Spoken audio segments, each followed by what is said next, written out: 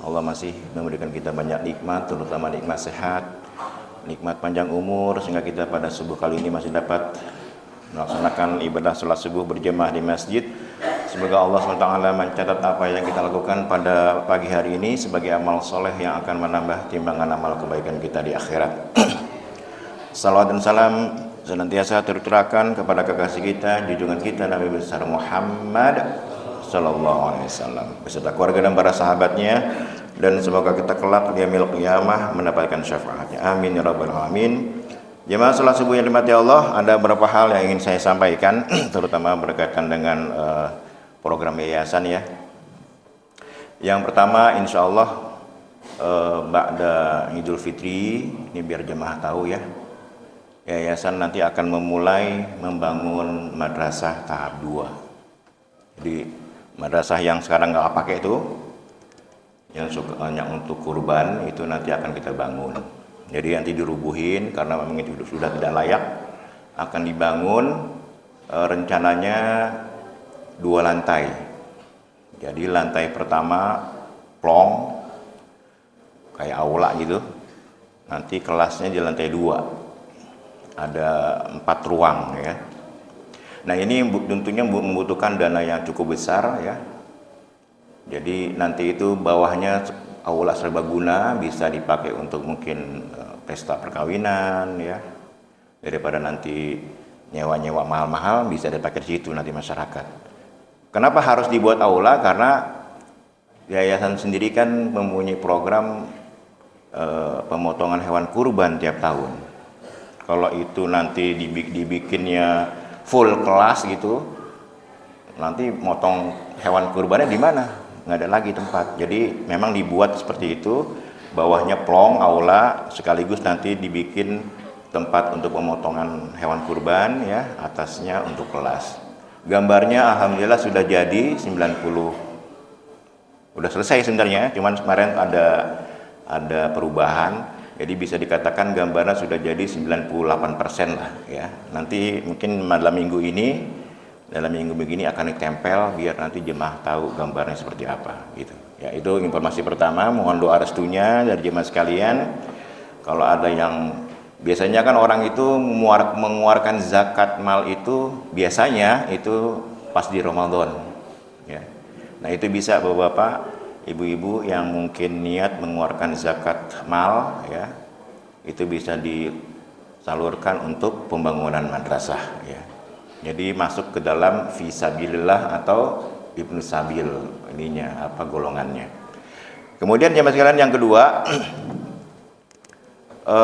kemarin apa sih? Oh ya, yang kedua, karena nanti selama Ramadan ini akan ada kultum ya, kayak semalam saya katakan, apa yang nanti saya sampaikan akan ada ininya, ada ulangannya, ada tesnya. Ini bagi bapak-bapak aja yang pengen hadiah ya. Ibu-ibu, anak-anak remaja mungkin atau anak-anak, nanti apa yang saya sampaikan ada dua pertanyaan ada 2 ilmu yang nanti akan ditanyakan di akhir Ramadan ya. Insya Allah bagi yang nilainya bagus dapat hadiah. Ya, ini memancing aja Pak, bukan berarti hadiah. Baik, nah jemaah sekalian, alhamdulillah hari ini kita sudah, umumnya mungkin di antara kita sudah melaksanakan ibadah puasa hari pertama, tapi mungkin ada yang dari kemarin ya. Kita bersyukur bisa melaksanakan ibadah puasa lagi di tahun ini. Ayatnya itu yang kemarin saya baca juga oleh anak kita itu, a'udzubillahi minasyaitonir rajim, ya ayyuhalladzina amanu kutiba alaikumusiyam kama kutiba alal ladzina min qablikum la'allakum tattaqun. Al-Baqarah ayat 183. Nanti bapak-bapak, ibu-ibu baca nih. Kan sering dengar bahkan mungkin hafal ayatnya. Coba dibaca terjemahannya. Kemudian mungkin dibaca tafsirnya biar paham. Nah, saya sedikit aja menyampaikan ayat ini ya. Jadi nanti ada ayat 183, 184 sampai dengan 186. Ya ayyuhalladzina amanu, wahai orang-orang yang beriman. Kenapa Allah memanggil untuk orang yang berpuasa itu dengan orang-orang yang beriman? Kan banyak ayat Al-Quran Pak, ya ibu-ibu ya. Ya ayuhan nas, wahai manusia. Atau ayatnya tidak berbunyi ya ayyuhal muslimun, wahai orang-orang Islam, tapi ya ayyuhalladzina amanu, wahai orang-orang yang beriman. Kenapa? Karena ibadah puasa ini beda dengan ibadah sholat. Makanya kalau ibadah sholat itu mudah ya. Makanya kalau dalam kata Nabi kan muru auladakum bis shalah, perintahkan, suruh anakmu untuk sholat di usia 7 tahun. Itu Nabi menjelaskan itu. Jadi usia 7 tahun tuh anak kecil tuh sudah disuruh sholat. Bahkan kalau di usia 10 tahun tidak mau sholat juga, boleh dimarahin. Ya bahasa hadisnya dipukul gitu. Tapi maksudnya bukan dipukul, dimarahin, dijewer. Kenapa? Karena sholat itu ibadahnya ringan dan merupakan ibadah utama. Berbeda dengan puasa. Kalau puasa nggak ada disuruh usia 7 tahun, nggak ada ya. Jadi ibadah puasa itu mulai dilakukan oleh orang Islam itu ketika dia sudah masuk akil baligh. Nah, orang-orang sekarang kan biasanya akil baligh itu usia berapa? 12 tahun ya.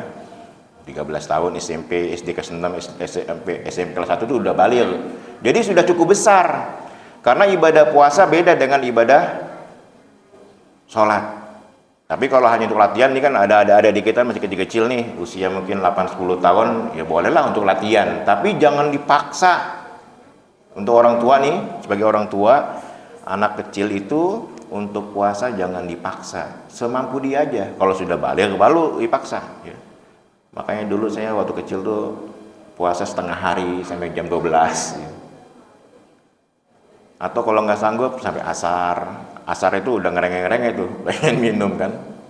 Itu sebagai latihan sebenarnya. Karena mereka belum mukallaf. Apa itu mukallaf?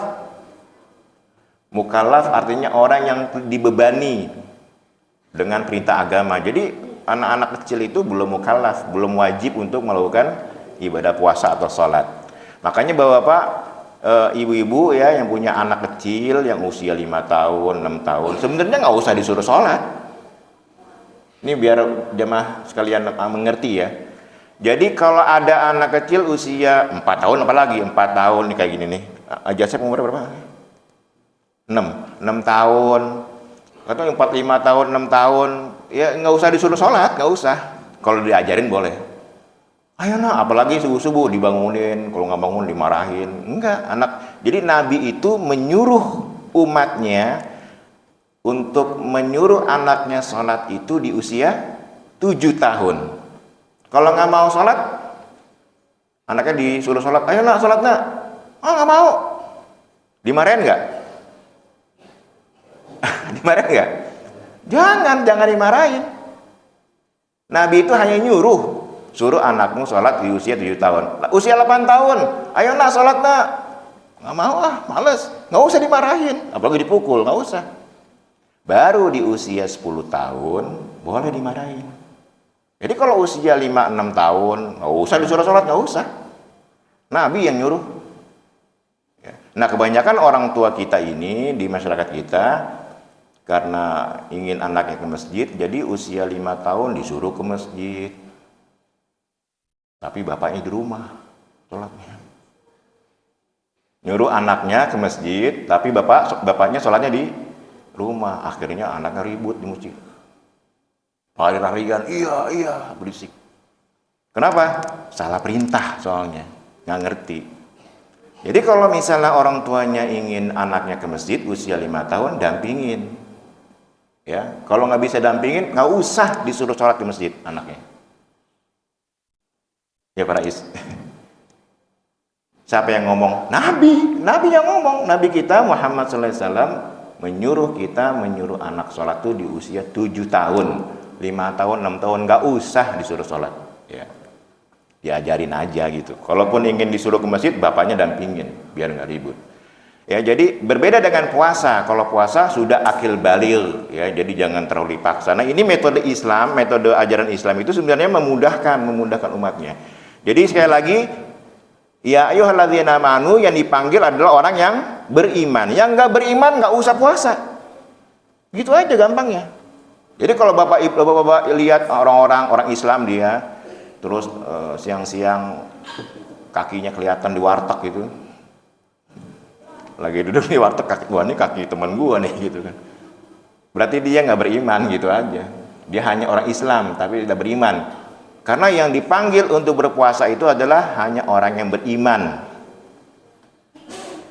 Bapak misalnya ada undangan, RT warga RW 9, sini datang makan-makan. Berarti kan yang datang RW 9 aja kan? Yang RW 4, 5 ngapain datang? Orang dia bukan RW 9. Nah sama orang yang berpuasa, kita-kita ini semua nih, insya Allah termasuk orang yang beriman. Jadi ada levelnya, ada muslim, orang Islam pertama, paling terendah itu, semua kita orang Islam. Kemudian yang tingkatan kedua beriman. Tingkatan kedua ini kita sudah beriman. Cirinya orang beriman apa? Dia mau puasa, itu aja gampangnya. Yang ketiga, level yang ketiga mukhlisin. Apa mukhlisin tuh? Orang yang ikhlas. Nah sekarang kita sudah beriman nih, puasa. Ikhlas gak puasa kita? Ya insya Allah ikhlas. Dan puasa itu Pak, ibadah yang paling sulit ditebak apakah ikhlas atau tidak ikhlas. Itu ibadah puasa, unik. Kalau sholat itu ketahuan orangnya ikhlas atau yang tidak ikhlas, ketahuan tuh kalau sholat. Misalnya pas sholatnya jemaah, takbirnya besar-besar, Allahu Akbar, wah, gitu kan. Ketika jamaah dengan orang banyak, sholatnya lama banget.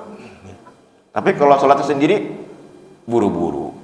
Nah itu ada ibadah sholat itu bisa, mungkin kita masuk ujub riya. Sedekah misalnya, bisa gak orang bisa riya gak, pamer gak, bisa gak tuh orang sedekah?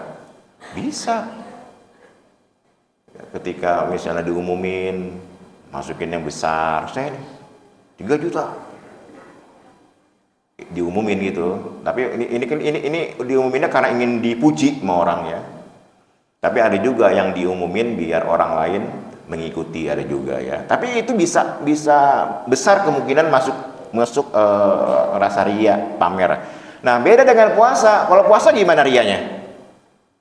Bapak sekarang puasa Ramadan nih, kalau Bapak bilang maaf saya sedang puasa, itu riya gak? Ya orang sama-sama puasa juga dong, kan sama-sama puasa. Jadi puasa itu nggak ketahuan riyanya tuh. Kan nggak mungkin orang mentang-mentang puasa jalannya lemes, mukanya pucet.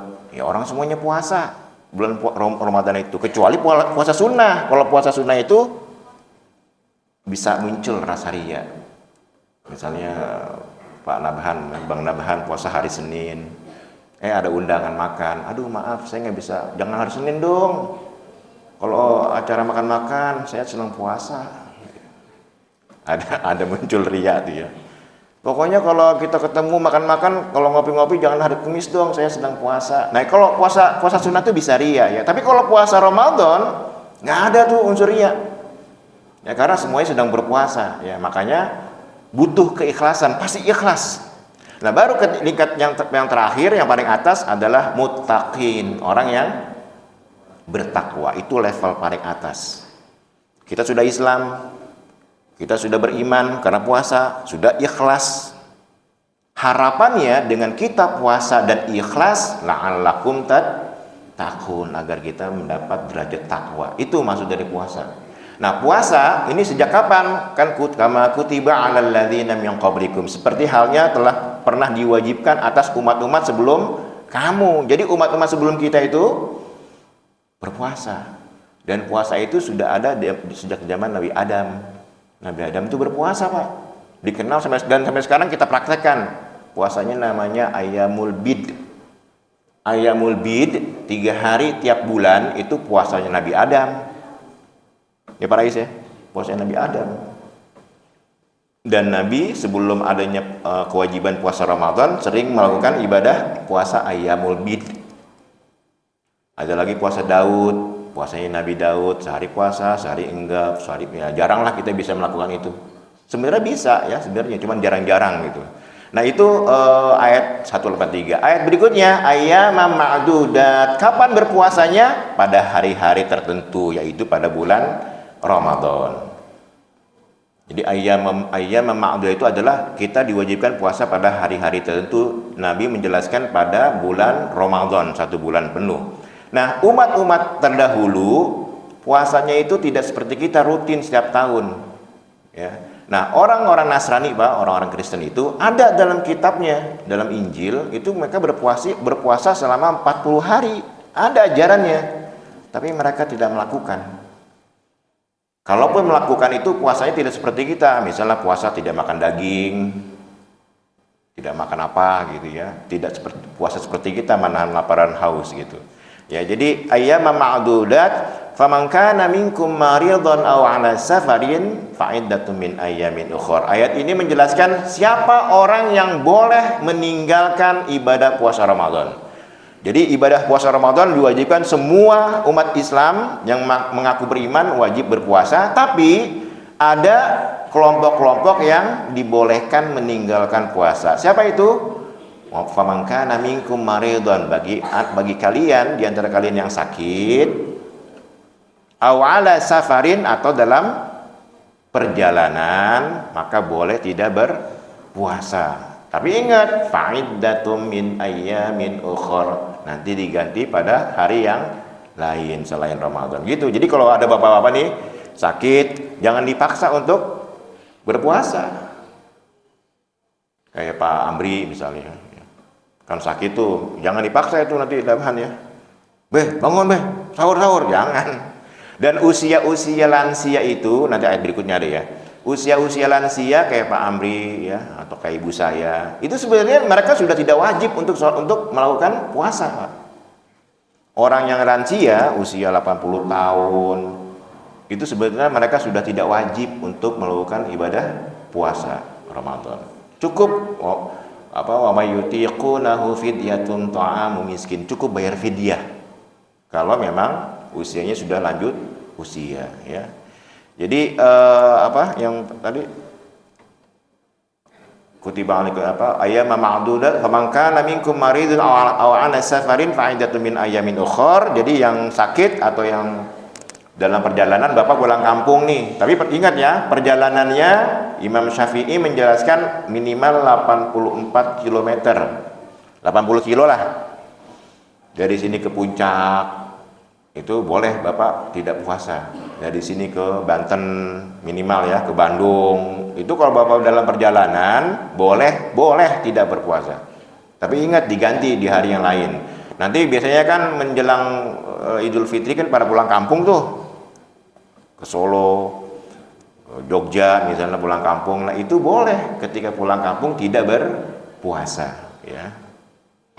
Tapi kalau misalnya pulang kampungnya ke Condet, nah puasa lah. Pulang kampungnya ke Tanah Abang itu misalnya ya puasa. Minimal 84 km.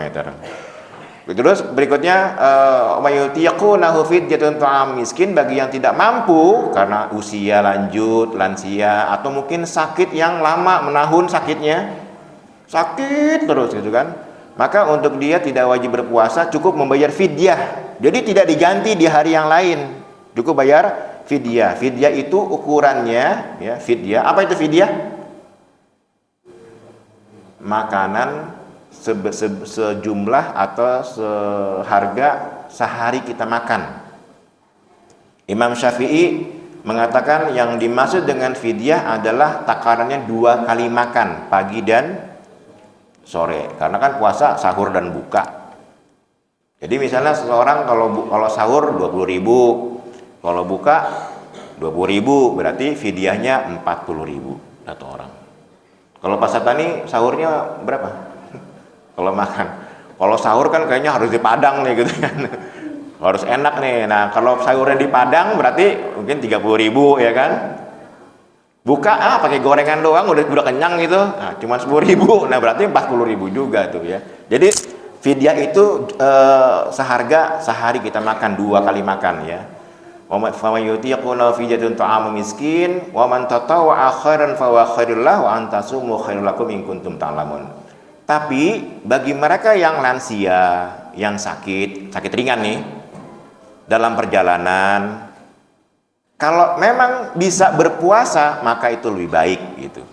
Maksudnya ya. Jadi boleh dia tidak berpuasa, orang musafir, orang sakit ringan tapi ya, atau orang yang sudah lanjut usia, boleh tidak berpuasa, tapi wa antasumu khairul lakum, tapi kalau kamu siap atau sanggup untuk berpuasa, sesungguhnya itu lebih baik gitu ya. Jadi ada Allah tetap walaupun sudah lansia, sakit ringan, tetap dianjurkan untuk berpuasa. Tapi kalau kata dokter, Bapak jangan puasa dulu ya, bahaya nih, karena harus minum obat sehari 3 kali. Udah jangan puasa. Saat itu puasanya haram. Bagi orang yang sakit, kata dokter nggak boleh puasa, tapi dia memaksa untuk puasa, puasanya saat itu haram, ya, karena keselamatan jiwanya lebih wajib ketimbang puasanya. Kemudian ayat berikutnya, Syahrul Ramadan alladzi unzila fihil Qur'an. Bulan Ramadan adalah bulan diturunkannya Al-Qur'an. Semalam saya jelaskan bahwa salah satu ibadah yang ditekankan dilakukan di bulan Ramadan adalah membaca Al-Qur'an. Ya, hudal linnasi wa bayyinatin minal huda wal furqan, karena Quran itu pembeda, sebagai petunjuk dan pembeda mana yang hak dan yang batil. Kita nggak mungkin tahu mana yang hak, mana yang batil kalau nggak baca Quran gitu. Faman syahida minkumus syahrul falyasum, kalau kalian menemui bulan itu maka hendaklah berpuasa pada bulan Ramadan. Kemudian mau mengkana maridhan aw ala safarin, diulang lagi, kalau kalian sakit atau dalam perjalanan maka boleh tidak berpuasa tapi diganti dengan hari yang lain ya. Kemudian ayat berikutnya, wa idza sa'alaka ibadi anni fa inni qarib. Dan katakan ya Muhammad, jika ada hambaku bermohon kepadaku, maka katakan fa inni qarib, sesungguhnya aku dekat. Nah ini Allah, ini rangkaian dari ayat Ramadan nih. Jadi artinya ketika orang berpuasa, kemudian dia bermohon kepada Allah, ini unik nih, Allah menggunakan kata ibad. Apa itu ibad? Ibad jamak dari abdun. Abdun itu apa artinya? Hamba. Bahasa terjemahan katanya hamba. Tapi dalam bahasa Arab, abdun itu kalau bahasa kitanya fulan. Apa fulan? Seseorang yang nggak diketahui. Siapa itu? Itu fulan tuh, fulan. Fulan itu artinya orang yang tidak dikenal. Jadi Allah menggunakan kalau ada seorang hambaku yang dia, aku sebenarnya nggak kenal dia, kata Allah. Kenapa nggak kenal dia? Ya orang sholat nggak pernah, puasa nggak pernah, sedekah nggak pernah, ke masjid nggak pernah, maksiat mulu. Itu artinya orang yang dilupakan Allah tuh. Jadi orang yang nggak sholat, nggak puasa, nggak ibadah, pelaku maksiat, itu orang-orang yang tidak dikenal Allah, fulan. Tapi kata Allah, kalau di Ramadan ini orang yang tadi tuh nggak pernah sholat, nggak pernah ke masjid, nggak pernah ibadah, pelaku maksiat, tapi dia datang dan bermohon kepadaku di bulan Ramadan, maka sesungguhnya aku akan mendekat kepadanya. Gitu Pak. Jadi ini motivasi kepada kita ini yang mungkin dulunya sebelum di luar Ramadan kita jauh dari Allah, nggak pernah mendekat pada Allah. Tapi kalau di bulan Ramadan dia datang kepada Allah bermohon, fa inni qarib, pasti Allah akan mendekat dan mengabulkan apa yang dimintanya. Tuh, ini kasih sayang Allah yang sangat luar biasa di bulan Ramadan. Ya. Jadi jangan kita merasa gimana saya mau puasa? Orang kemarin-kemarin aja saya mabok mulu, nggak pernah sholat, nggak pernah melakukan perintah agama, maksiat mulu. Gimana Allah akan menerima aku? Nah ini Allah menjelaskan bagi hamba-hambaku yang dulunya jauh dariku, fa inni qarib. Di bulan Ramadan kalau dia datang dan bermohon padaku, sungguhnya aku dekat. Ujibu da'watad da'i idza da'an. Aku akan mengabulkan permohonan hambaku yang tadi itu, yang pelaku maksiat tadi, idza da'an, jika dia benar-benar datang dan bermohon kepadaku.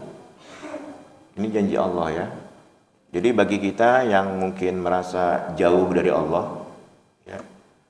Jadi kalau ditanya, kalau ada yang merasa Allah jauh dari aku, Allah jauh dari aku, nggak merhatiin aku, itu salah. Sebenarnya justru kita yang jauh dari Allah. Karena Allah pasti dekat ketika kita datang kepada Allah. Jadi Allah akan mengabulkan permohonan hambanya idza da'an, jika dia benar-benar bermohon kepadaku. Tapi syaratnya apa? Falyastajibuli wal yu'minu bi la'allahum yarshudun. Kalau dia nih, tadi orang nih yang nggak pernah sholat, nggak pernah puasa, pelaku maksiat, dia datang kepadaku, bermohon padaku, akan aku kabulkan. Syaratnya apa? Falyastajibuli. Hendaklah dia berusaha melakukan semua perintahku. Yang tadinya dia nggak sholat jadi sholat, yang nggak puasa jadi puasa, yang nggak pernah sedekah jadi sedekah. Berusaha. Falyastajibuli, istajaba yastajibu, artinya ada usaha, kemauan ingin melakukan perintah Allah. Sholatlah walaupun mungkin di akhir waktu, puasalah mungkin walaupun tidur mulu gitu, yang penting puasa. Bacalah Quran walaupun satu ayat. Berusaha, ada keinginan melakukan perintah Allah. Falyastajibuli. Bersedekahlah, infaklah walaupun dengan uang receh. Itu berarti kita ada kemauan untuk melakukan perintah Allah. Wal yu'minu bi, setelah kita berbuat apa yang Allah perintahkan, wal yu'minu bi, kita yakin dan beriman pada Allah bahwa doa kita akan dikabulkan. La'allahum yarshudun, dengan begitu kalian akan mendapatkan petunjuk dari Allah. Hal yang paling mahal di dunia ini adalah petunjuk dari Allah, Pak. Bimbingan. Petunjuk itu bimbingan. Kita ini kan hidup di dunia, kalau nggak ada yang bimbing, waduh, kesasar Pak kita, Pak. Hidup di dunia ini kan kalau dibilang ya ribet lah. Kalau nggak ada bimbingan, kita hidup di dunia itu bisa nyasar, salah arah kita. Kita butuh bimbingan. Bapak nih contoh ya, bimbingan Allah seperti ini, bimbingan Allah tuh. Yang kita inginkan Allah membimbing kita itu seperti halnya Bapak sedang jalan mencari rumah teman kita ya. Kita sedang mencari rumah teman kita, naik mobil nih. Biasanya kalau zaman sekarang kan Sherlock ya. Sherlock dong, udah kita Sherlock, buka map. Gitu. Map itu membimbing kita nggak? Membimbing, ya kan? Katanya 100 meter. Setelah 100 meter belok kanan. Nah, belok kanan. Di putaran keluar pintu pertama. Pintu mama. Kan gitu. Itu kan bimbingan tuh dari apa? Dari Google Map. Tapi itu nggak sempurna. Seringkali kita menggunakan map, ngotonya pas keluar, loh kok ini jadi sawah. Betul gak Pak? Bapak pernah nggak dikasih Sherlock, tahu-tahu kok nyasar kemana-mana nih? Tetap nyasar juga, walaupun itu bimbingan. Nah, bimbingan Allah nggak seperti itu.